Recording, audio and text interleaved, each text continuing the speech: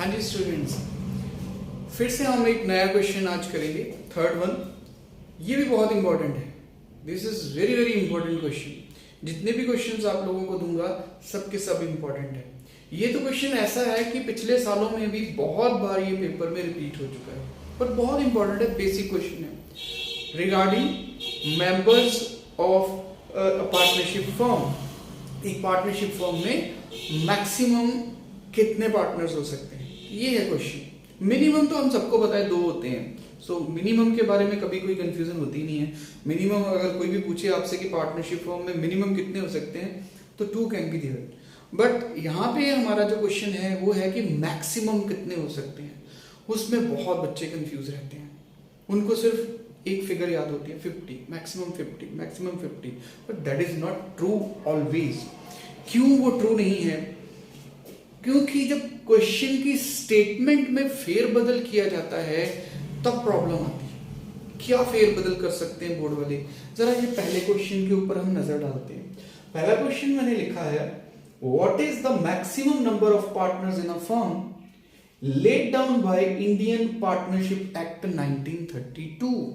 कि जो हमारा इंडियन पार्टनरशिप एक्ट 1932 है उसके अकॉर्डिंग एक पार्टनरशिप फर्म में कितने मेंबर्स हो सकते हैं, कितने पार्टनर्स हो सकते हैं। तो इसका अगर आप 50 लिख के आ गए तो गड़बड़ हो जाएगी। क्यों गड़बड़ हो जाएगी? क्योंकि इंडियन पार्टनरशिप एक्ट 1932 में कोई मैक्सिमम लिमिट प्रेस्क्राइब की ही नहीं गई है, तो इसका तो answer none of the above लिखना है आपने। जिसमें अगर आपको पूछ लिया जाए कि इस एक्ट के अकॉर्डिंग बताओ कि मैक्सिमम पार्टनर कितने होते हैं, इस एक्ट के अकॉर्डिंग क्या बताएं? इस एक्ट में तो कुछ लिखा ही नहीं है कि मैक्सिमम नंबर कितने हो सकते हैं। तो आपका आंसर 50 नहीं, नन ऑफ द अबव होना चाहिए। समझ लो इस बात को अच्छी तरह से कि अगर आपसे पूछा जाए कि what could be the maximum number of partners in a partnership firm according to Indian partnership act 1932, तो कोई लिमिट प्रेस्क्राइब नहीं है इस एक्ट के अंदर। Got my point?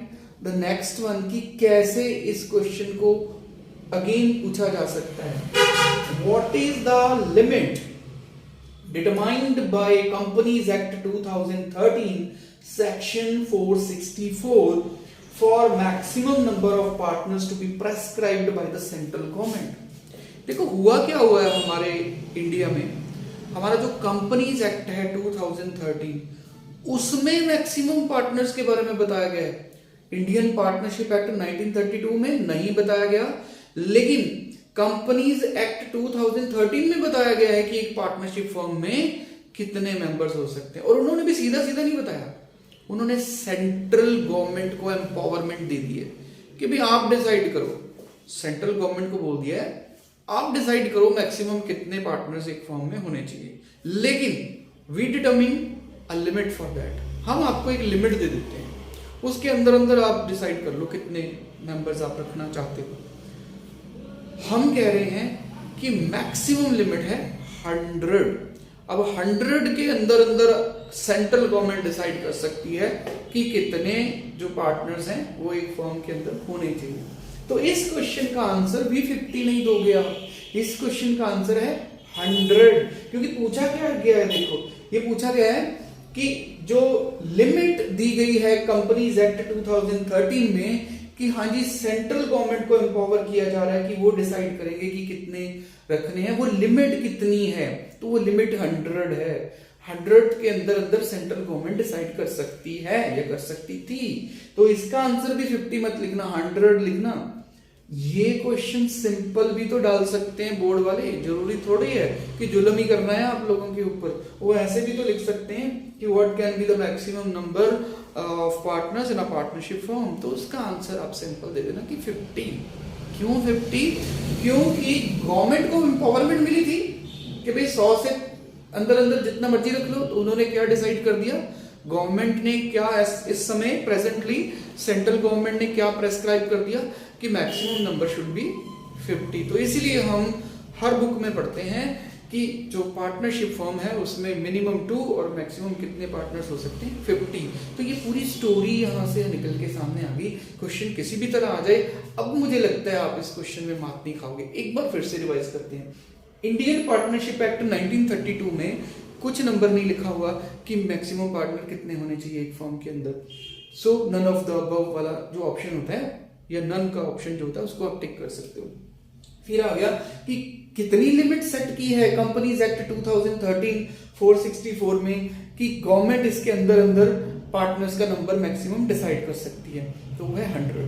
उन्होंने डिसाइड किया है कि 100 के अंदर अंदर आप देखो। अब सेंट्रल गवर्नमेंट ने उस एम्पावरमेंट को यूज करते हुए प्रेजेंटली कितने नंबर डिसाइड किए हैं मैक्सिमम के लिए, तो आप बताओगे 50, जो हमारा प्रेजेंट नंबर है। ठीक है, तो यहाँ पे नन ऑफ द अबव, यहाँ पे 100, यहाँ पे 50। और ये जो 50 वाला है एक रूल के अकॉर्डिंग है, तो वो रूल का नाम भी आप याद रख सको तो बहुत अच्छी बात है, याद रखना चाहिए। Wide rule 10 of miscellaneous rules 2014, rule 10 of companies miscellaneous rules 2014। जरूरी नहीं है कि आपको अगर ये नहीं दिख रहा है, अच्छे से दिखाई नहीं पड़ रहा है, तो कोई प्रॉब्लम वाली बात नहीं है। ये मैं दिखा भी देता हूं वैसे आपको। तो ये मैंने लिखा हुआ है rule 10 of companies miscellaneous rule 2014।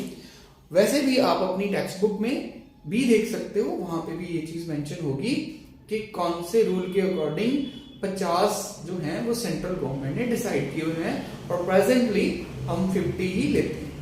तो ये तीनों चीजें याद रखना। इंडियन पार्टनरशिप एक्ट 1932 कोई लिमिट डिसाइडेड नहीं है, और कंपनीज एक्ट 2013 ने डिसाइड किया हुआ है कि 100 तक कर सकती है सेंट्रल गवर्नमेंट, वो उन्होंने एक लिमिट सेट कर दी है। और सेंट्रल गवर्नमेंट ने उस एम्पावरमेंट का यूज करते हुए wide rule 10 of companies miscellaneous rules 2014 में ये डिसाइड कर लिया था कि 50 हो सकते हैं maximum. So the present number is 2 to 50। तो जिस तरह का क्वेश्चन उसी तरह का आंसर करना, ध्यान रखना। ये नहीं कि जिस तरह से भी आ जाए आप 2 to 50 लिखेंगे, मिनिमम 2 मैक्सिमम 50, हमेशा सही नहीं होगा। तो ध्यान रखिएगा, बहुत इंपॉर्टेंट क्वेश्चन किसी भी तरह से आ सकता है। थैंक यू बेटा।